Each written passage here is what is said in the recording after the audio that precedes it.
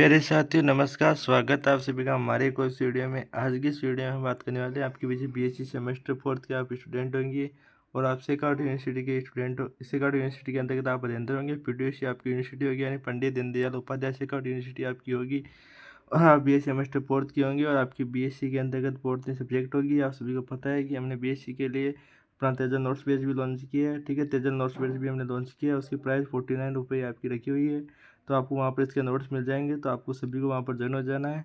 तो बिना किसी देख अपने इस वीडियो को कंटिन्यू करते हैं। आपके सिलेबस के अकॉर्डिंग आज इस वीडियो हम करने वाले हैं यूनिट फर्स्ट, जो आपका लगभग 12 नंबर का आता है। लगभग 12 नंबर यहाँ पर मेंशन किया होता है। तो 12 नंबर का यूनिट फर्स्ट और 12 नंबर का यूनिट सेकंड, यानी कि फर्स्ट यूनिट और सेकंड यूनिट के बारे में आज इस वीडियो में बात करेंगे पूरी डिटेल से। तो आपके नोट्स करने वाले हैं, जिसमें आपका सिलेबस देख सकते हैं। प्लेंट ऑफ वाटर, यानी कि वाटर का ट्रांसफर कैसा होता है, ओपी डीपीडी डीपी वाटर और पोटेनियल, सब के बारे में डिटेल से हम बात करने वाले हैं। और आपके टॉपिक का नाम, आपके सब्जेक्ट का नाम ये होगा plain and physiology and biochemistry, आपके सब्जेक्ट का नाम होगा। तो बिना किसी अपने वीडियो कंटिन्यू करते हैं। बोर्ड में आपकी सब्जेक्ट होगी और यूनिट फर्स्ट का सिलेबस हुआ है। यूनिट सेकंड का सिलेबस आपका यह दिया गया है, आप इसके अकॉर्डिंग भी पढ़ाई कर सकते हैं। आपका सिलेबस ये दिया गया है यूनिवर्सिटी के ऊपर, आप देख सकते हैं। ये सिलेबस आपका है, लगभग 12 नंबर का ये मटेरियल आपका रहने वाला है। तो आपको बिना किसी डाउट के वीडियो से कंटिन्यू हो जाए। हिंदी की हम नोट्स करने वाले हैं। इंग्लिश मीडियम में आपकी क्लासें नहीं हो पाएगी, इसके लिए हम समझ चाहते हैं, क्योंकि इंग्लिश मीडियम में तो समय ज़्यादा लगता है, इसलिए हम ओनली हिंदी के लिए क्लासेज करते हैं। तो कोई दिक्कत वाली बात नहीं। इंग्लिश वाले स्टूडेंट कमेंट करेंगे तो उनका समाधान कोई नहीं है, आप सिलेबस के अकॉर्डिंग अपने नोट्स बना सकते हो। ठीक है, तो पादप कार्यकी एवं जैव रसायन विज्ञान, इसमें इकाई फर्स्ट और सेकंड का एकदम डिटेल से नोट्स दिए गए हैं। सबसे पहला आपका टॉपिक है पादप जल संबंध के आधारभूत सिद्धांत कौन से हैं, यानी कि आपके एग्जाम में क्वेश्चन आएगा कि पादप जल संबंध के आधारभूत सिद्धांत बताइए। तो आप सभी को सिंपल इस प्रकार आपको बताने का प्रयास करना है। ठीक है, तो बिना किसी के डिटेल से हम पढ़ते हैं। तो पादप की कोशिका के भीतर जल की गतिशीलता और उनके जीवित ऊतकों के साथ भौतिक संबंधों को समझने के लिए विसरण, अत्यय शोषण, प्राशन और पादप जल विभव जैसी अवधारणाओं का गणितीय और जैविक विश्लेषण आवश्यक है। यानी कि पादप जल संबंध के आधारभूत सिद्धांत के अंतर्गत है ना, आपकी जल की गतिशीलता और उनके जीवित ऊतकों के साथ भौतिक संबंधों को समझने के लिए विसरण, यानी कि उनको समझने के लिए अंत शोषण की आवश्यकता होती है, प्राशन की आवश्यकता होती है, पादप जल विभव जैसी अवधारणाओं का गणितीय और जैविक विश्लेषण आवश्यक होता है। ठीक है, आप सभी का देखने का प्रयास करना है। आगे डिटेल से पढ़े तो विषण अणुओं का अपनी उच्च सांद्रता वाले क्षेत्रों से कम सांद्रता वाले क्षेत्रों की ओर होने वाला स्वतः प्रवाह है, जो बिना किसी बाहरी ऊर्जा उपयोग के समाहित होता है। अंतः शोषण एक विशेष प्रकार का विसरण है, जिसमें ठोस कोलाइडी जैसे बीज या सूखी लकड़ी द्वारा बिना कोई वास्तविक घोल बनाए जल का तीव्र अवशोषण किया जाता है। प्राशन वह प्रक्रिया है जिसमें विलायक जल के अणु एक अर्धपारगम्य झिल्ली के माध्यम से कम विलेय सांद्रता वाले घोल से अधिक विलेय सांद्रता वाले घोल की ओर आकर्षित होते हैं। ठीक है, क्यों गमन करते हैं। तो ये आप सभी को समझने का प्रयास करना है कि पादप जल के आधारभूत सिद्धांत कौन से हैं, किस प्रकार एक इसको समझने की आवश्यकता होती है, किस प्रकार बीज या सूखी जड़ें अपना वास्तविक घोल बनाकर जल का तीव्र अवशोषण करती है, किस प्रकार उनका निर्माण होता है, कैसे वह कम विलयन सांद्रता वाले से अधिक विलयन सांद्रता वाले की तरफ से गतिशील होती हैं। तो इस प्रकार आपको समझने का प्रयास करना है। आगे वो पढ़े तो अभी इसमें सिलेबस में आपका दिया गया है, तो उसी अकॉर्डिंग पढ़ते हैं हम।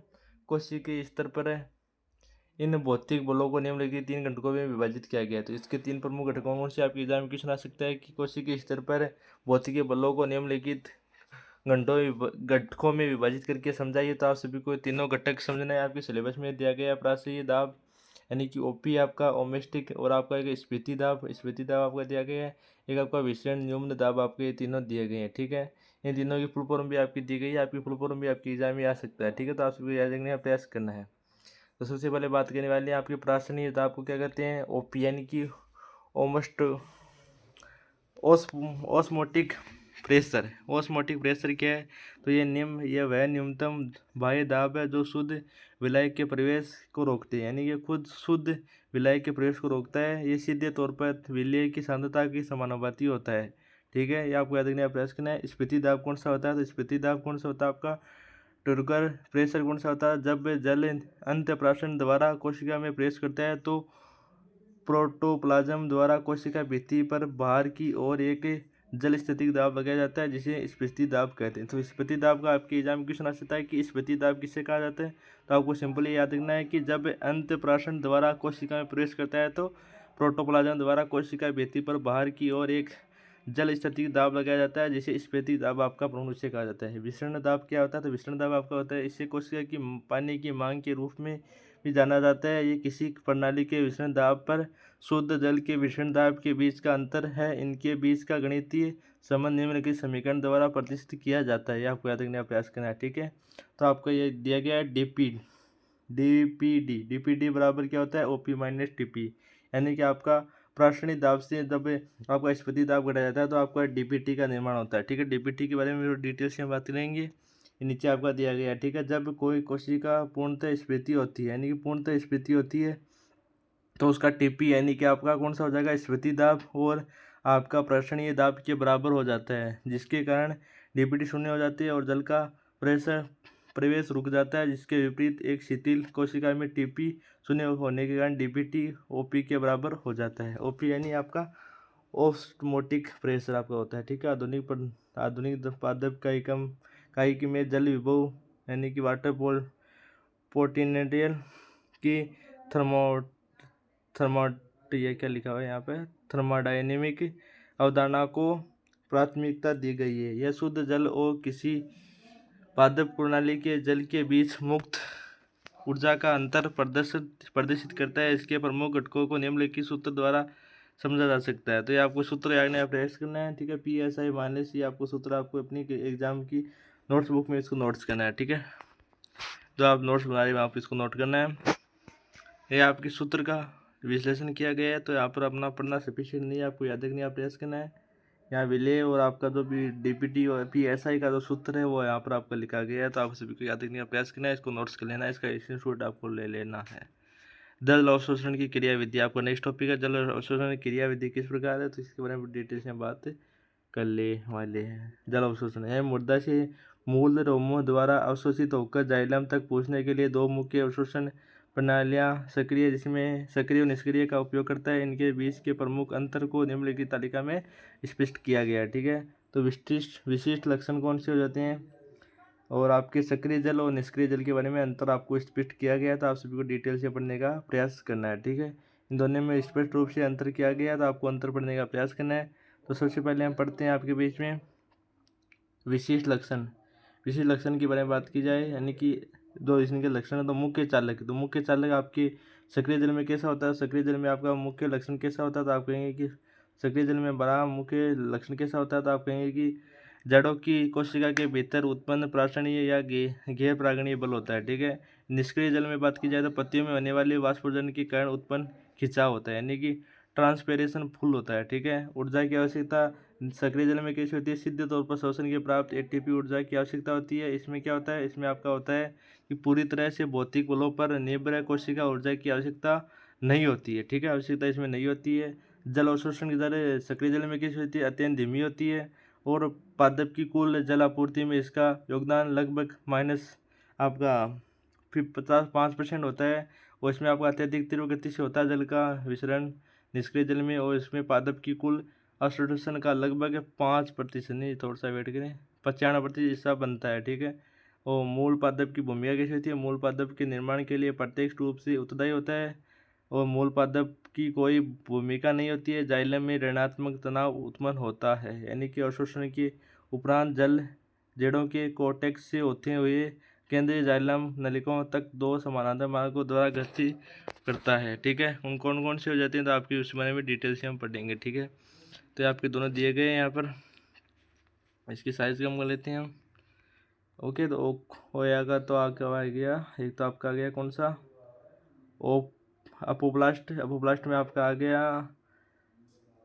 इस मार्ग में जल केवल गैर जीवित घटकों जैसे कोशिका भित्ति और अंतःकोशिकीय स्थानों के माध्यम से बिना किसी झिल्ली को पार किए विस्तृत होता है। यह मार्ग न्यूनतम अवरोध प्रस्तुत करता है, लेकिन जड़ की अंतत्वता में सुबेरिन से बनी जल अभेद कैस्पियन पट्टियाँ के कारण पूरी तरह की अवरुद्ध हो जाता है।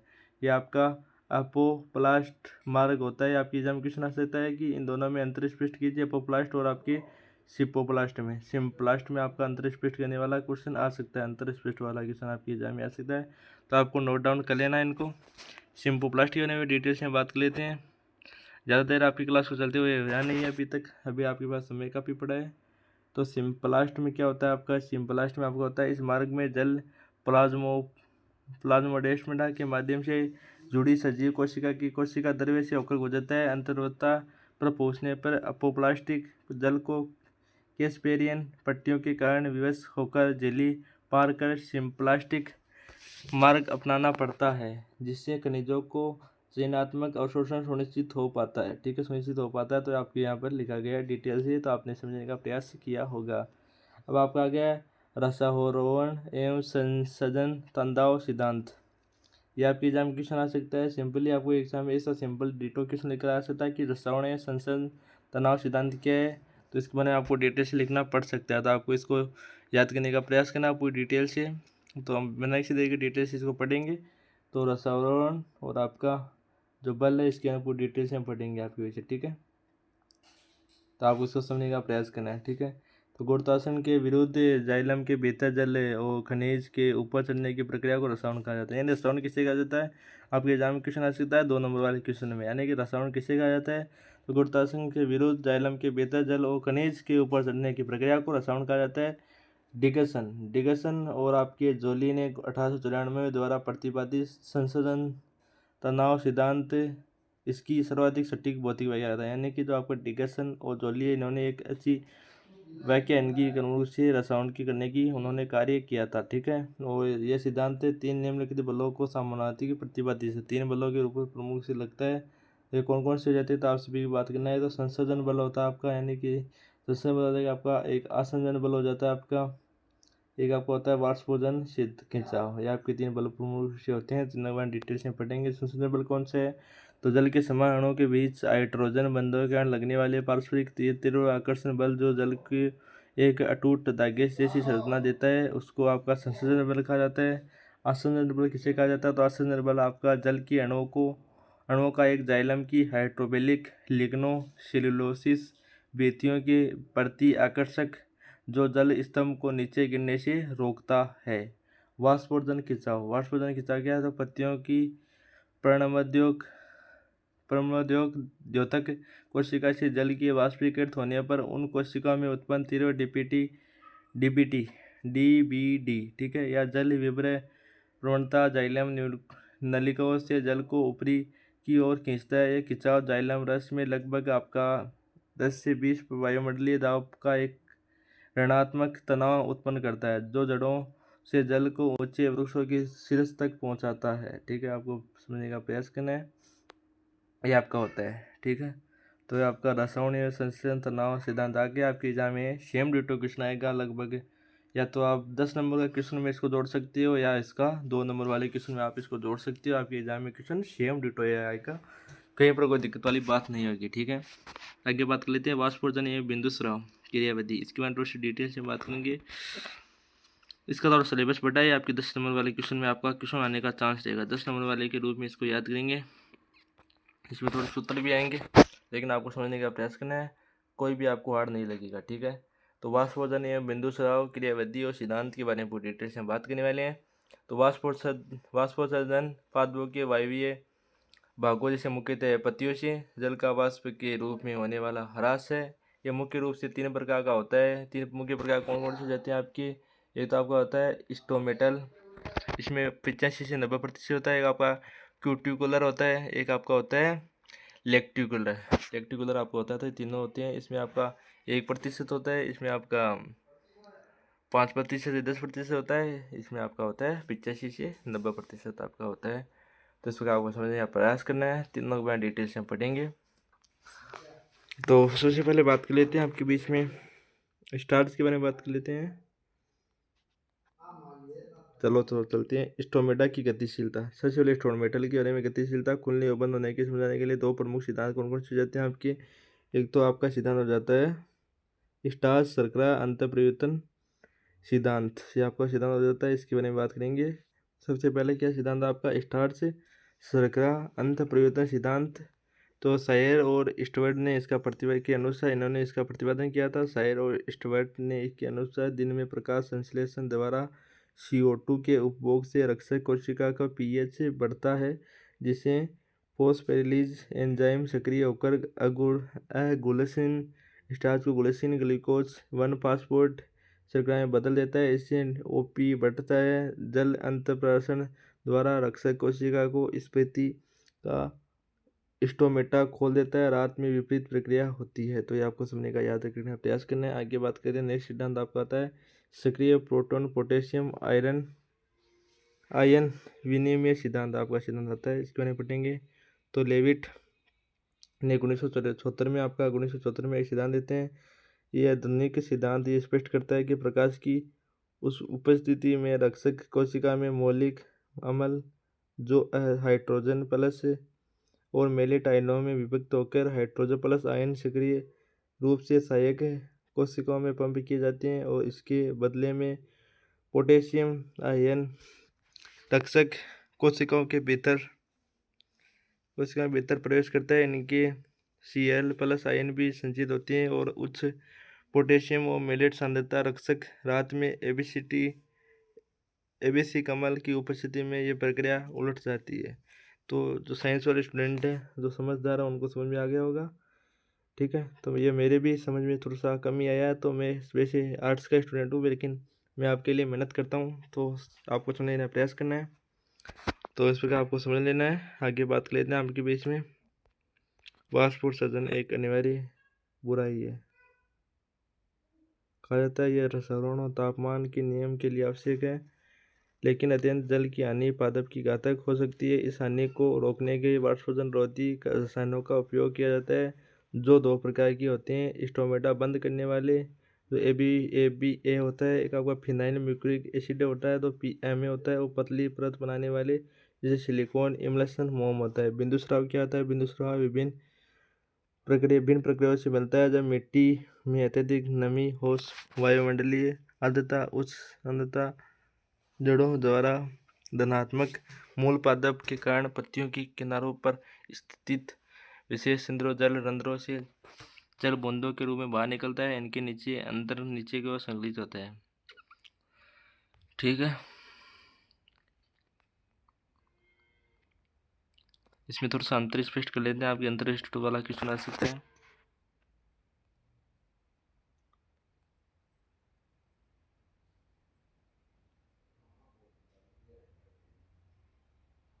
ठीक है, अंतर इंस्टीट्यूट वाला क्वेश्चन आ सकता है।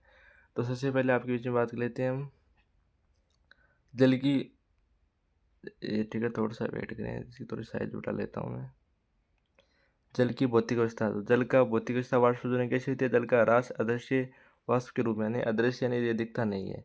नेक्स्ट, जल का ह्रास तरल पदार्थों के रूप में होता है इसमें।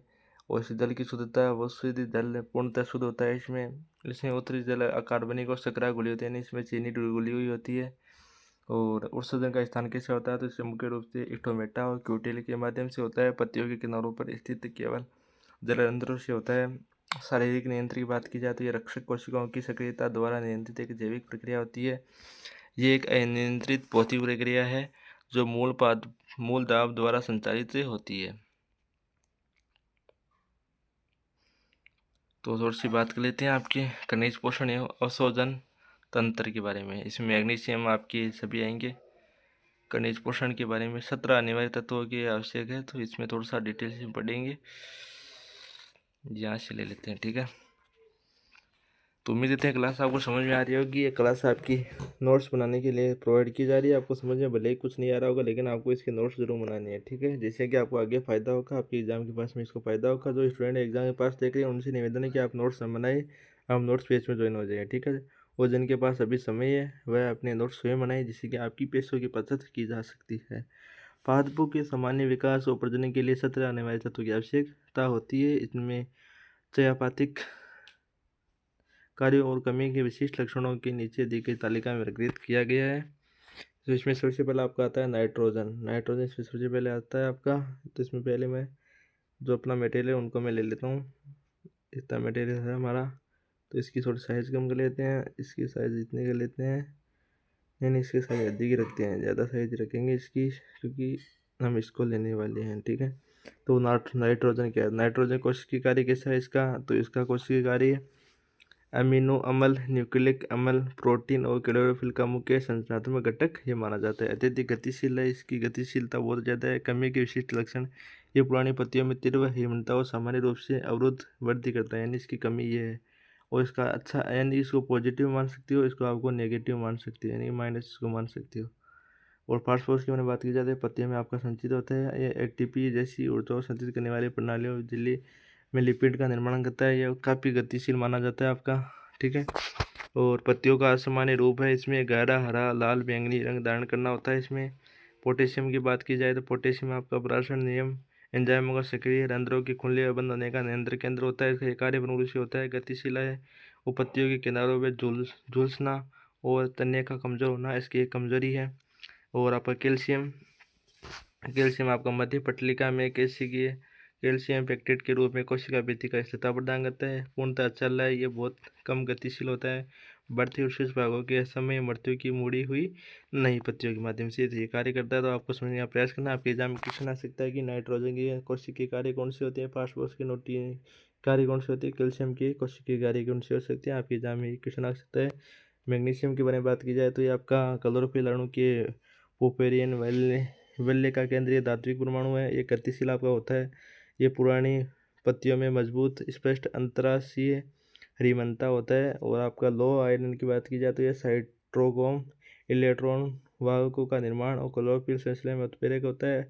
असर की बात की जाए पत्तियों में छिड़ाव के मध्य की उत्पादों को पूरी तरह से पीला कर देता है। ठीक है, आपको याद रखने का प्रयास करना है। आगे डिटेल्स ये पढ़े तो आपके बीच में ये निष्क्रिय अवशोषण के बारे में और सक्रिय अवशोषण के बारे में थोड़ा सा बात करते हैं। आपके एग्जाम में क्वेश्चन आ सकता है कि सक्रिय अवशोषण और निष्क्रिय अवशोषण में अंतर स्पष्ट कीजिए, यानी कि आपके एग्जाम में क्वेश्चन आ सकता है कि सक्रिय और आपका निष्क्रिय में अंतर स्पष्ट कीजिए। आपके एग्जाम में सेम डिटो आपका लगभग 10 नंबर का क्वेश्चन भी आ सकता है और 5 नंबर का क्वेश्चन आपका आता नहीं, लेकिन आपका 2 नंबर का क्वेश्चन भी आ सकता है। ठीक है, तो आपको याद रखने का प्रयास करना है। तो निष्क्रिय अवशोषण क्या होता है? तो इसमें कोशिकीय ऊर्जा खर्च नहीं होती है। ये संपर्क विनिमय, कार्बनिक अम्ल विनिमय सिद्धांत और दोलन साम्यावस्था के भौतिक सिद्धांत के तहत विसरण प्रवणता के अनुसार होता है। सक्रिय अवशोषण की बात की जाए तो सक्रिय अवशोषण यह विसरण प्रवणता के विरुद्ध होता है। इसमें कोशिकीय ऊर्जा खर्च होती है। इसके अंतर्गत कैरियर संकल्पना के अनुसार झिल्ली में स्थिति विशिष्ट भाग विलय में जुड़कर एटीपी की सहायता से उन्हें कोशिका के भीतर पहुंचाते हैं तथा साइटोसिस पंप के केवल परिणामों के निर्णय सक्रिय प्रक्रिया की व्याख्या करता है। तो आपकी 22 मिनट लगी यूनिट फर्स्ट के सिलेबस को कंप्लीट करने में। ठीक है, लगभग 20 मिनट और मान सकती हो आप, लगभग 40 मिनट की लगभग क्लास लगभग होगी, 40 मिनट की क्लास होगी। उसमें यूनिट फर्स्ट का सिलेबस हमने कर लिया, इकाई फर्स्ट का सिलेबस पूरी डिटेल से कर लिया, इकाई सेकंड का सिलेबस हम करने वाले हैं डिटेल से।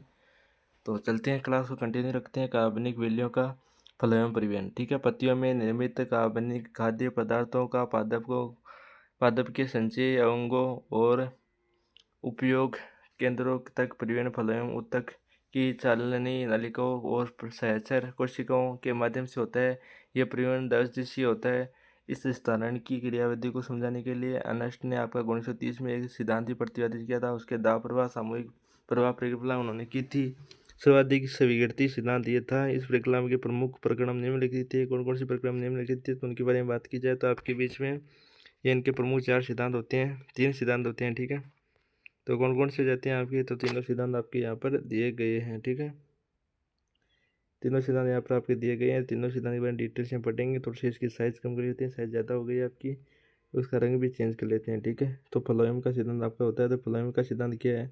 फ्लोएम लौटने का सिद्धांत क्या है? तो ये स्रोत आपकी प्रणवत कोशिकाओं में निर्मित होते हैं और सुक्रोज को सक्रिय में एटीपी को H+ सुक्रोज है परिवहन तंत्र का उपयोग कर सहचर कोशिकाओं और चलनी नलिकाओं में स्थानांतरित किया जाता है। इस सक्रिय लैंडिंग के कारण चलनी नलिकाओं का प्राशनीय दाब अत्यधिक बढ़ जाता है, जिससे निकटवर्ती जाइलम के जल अंत प्राशन द्वारा फ्लोएम में प्रवेश करता है। वहाँ उच्च स्फीति दाब टीपी होता है आपका। ठीक है, जो आपका होता है।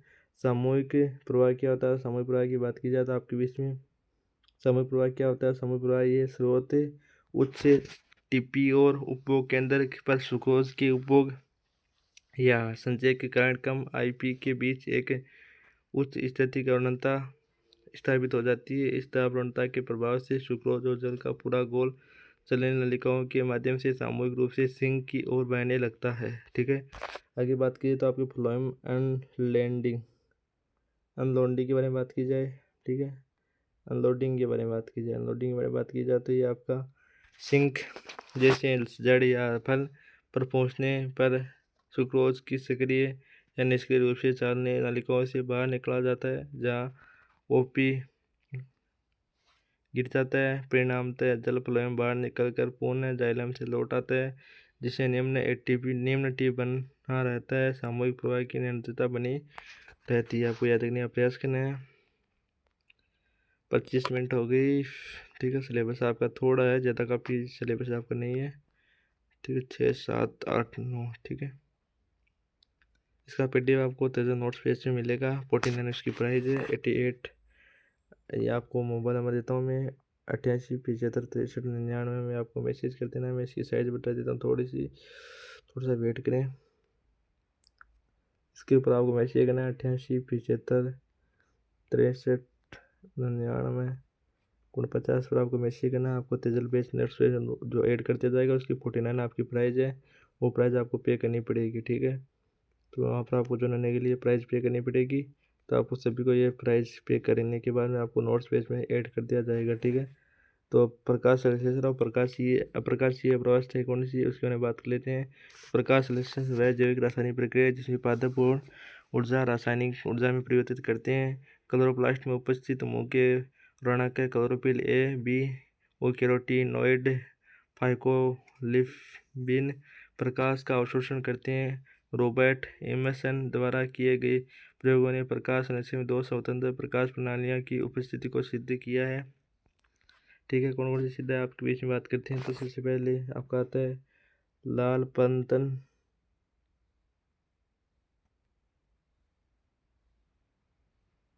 आपका आता है इमर्सन संवर्धन प्रभाव। तो लाल पतन का सिद्धांत आपकी एग्जाम क्वेश्चन आ सकता है कि लाल पतन सिद्धांत को डिटेल से समझाइए। तो जब पौधों का केवल 680 nm से अधिक तरंगदैर्ध्य वाला लाल प्रकाश में रखाया गया तो प्रकाश संश्लेषण की क्वांटम दक्षता में अचानक भारी गिरावट दर्ज की गई। इमर्सन संवर्धन सिद्धांत की बात की जाए, जब तक 102 लाल प्रकाश के साथ छोटे छोटे तरंगदैर्ध्य वाले लाल प्रकाश को एक साथ दिया गया तो कुल प्रकाश संश्लेषण की दर दोनों प्रकाश तरंगदैर्ध्यों के व्यक्तिगत योग से कहीं अधिक पाई गई। इससे सिद्ध हुआ कि प्रकाश संश्लेषण में 2 प्रकाश प्रणालियां यानी PSI P70 700 और PSI 680 क्रमिक रूप से कार्य करती है। प्रकाशीय प्रक्रिया, इसके बारे में बात की जाए। प्रकाशीय प्रक्रिया ये थायलोक्लाइड जिले में 2 मार्ग प्रदान करती है। आपका अचक्रीय प्रकाश तो आपका होता है, इसमें अंतर्गत बात की जाए तो आपका होता है फास्फोरिलिक, इसमें आपका होता है फास्फोरिलिक में इसे जेड स्कीम भी कहा जाता है। इसमें PSI दोनों भाग होते हैं। PSI पर जल का प्रकाश अपघटन होता है, इसमें ऑक्सीजन उत्सर्जित होता है और इलेक्ट्रॉन मुक्त होते हैं। ये इलेक्ट्रॉन विभिन्न वाहकों जैसे प्लास्टोविनिनॉन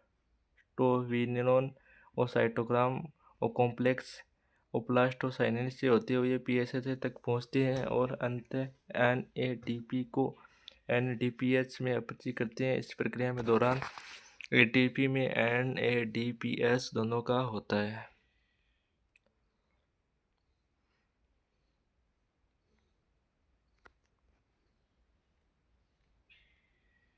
नेक्स्ट आपका सिद्धांत क्या है? चक्रीय फास्फोरिलिक सिद्धांत आपका नेक्स्ट है। तो जब प्रकाश केवल PSI क्रियाशील होता है तो उत्सर्जित इलेक्ट्रॉन वापस सक्रिय होकर PSI के पास वापस लौटते हैं। तो इस प्रक्रिया में NADPH और ऑक्सीजन का निर्माण नहीं होता है, केवल ATP का प्रकाश संश्लेषण होता है। ठीक है, आपको होता है नेक्स्ट आपको होता है अप्रकाशीय प्रक्रिया। तो ये कौन सी होती है? तो इसके बारे में बात की जाती है, ये स्ट्रोमा में होती है और CO2 के स्थिरीकरण के लिए निम्नलिखित 3 वैकल्पिक मार्गों का उपयोग करती है। कौन कौन सी होती है? तो मार्ग उनके बारे में बात करते हैं।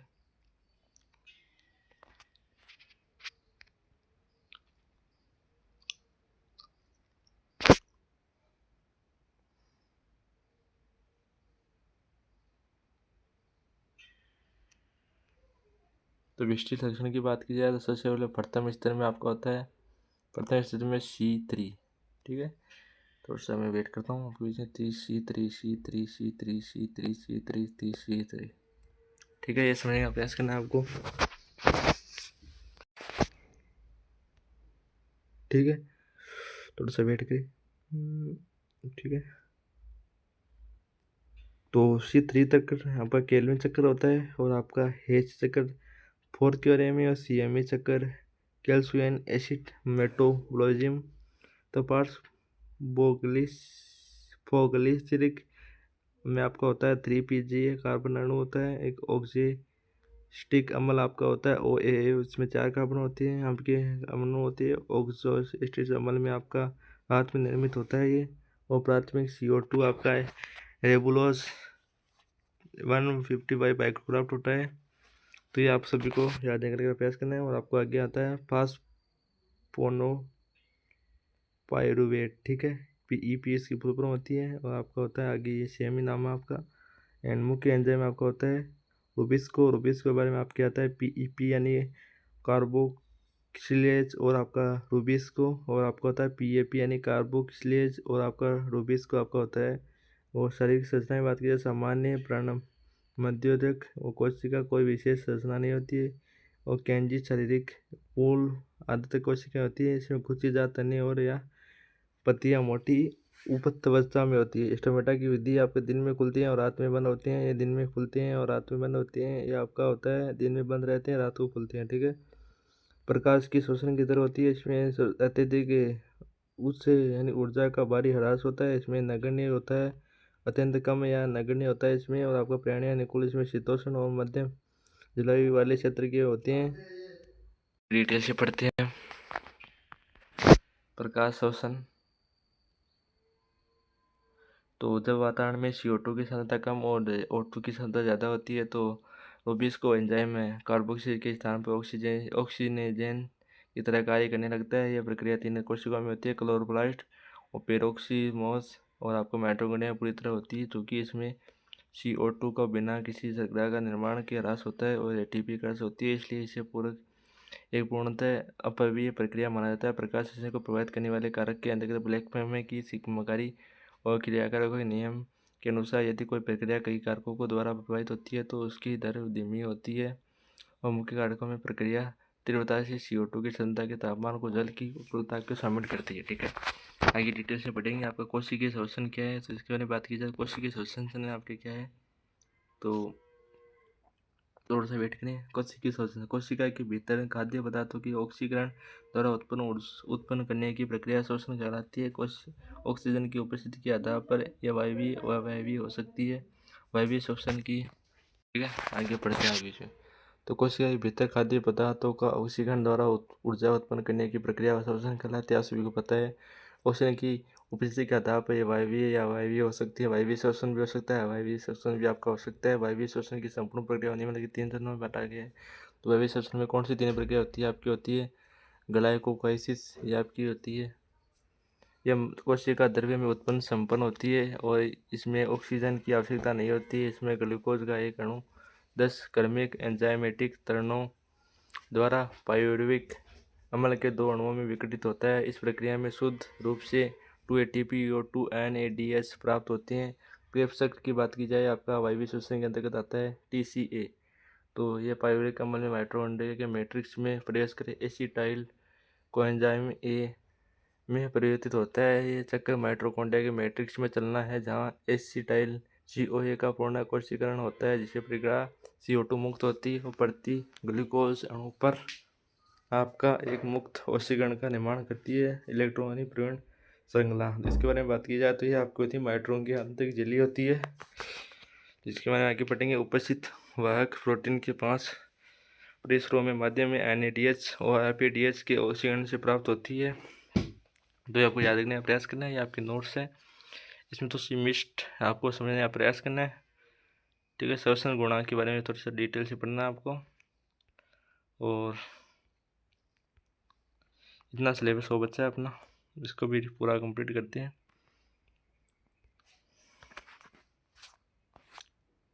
श्वसन क्रिया दर, ये आउट ऑफ सिलेबस तो नहीं है, आपका सिलेबस के अकॉर्डिंग है, लेकिन मेरे को इसको रीड करना तो उससे प्रॉब्लम आ रही है, ठीक है। तो आपको जो समझदार स्टूडेंट हैं उनको समझ में आ जाएगा, क्योंकि उन्हें आप ये क्लासेज मेरी प्रोवाइड करना मतलब क्या है कि क्योंकि स्टूडेंट को नोट्स बैच में ज्वाइन करने के लिए पैसे नहीं होती हैं, तो उनके लिए ये इंस्टीट्यूट देकर वो अपने साथ साथ नोट्स बना सकते हैं। इसके लिए मैं थोड़ा बहुत रीड कर रहा हूँ आपके लिए, ठीक है। तो कार्बोहाइड्रेट जैसे ग्लूकोज समान संख्या में कार्बन ऑक्सीजन परमाणु उपस्थित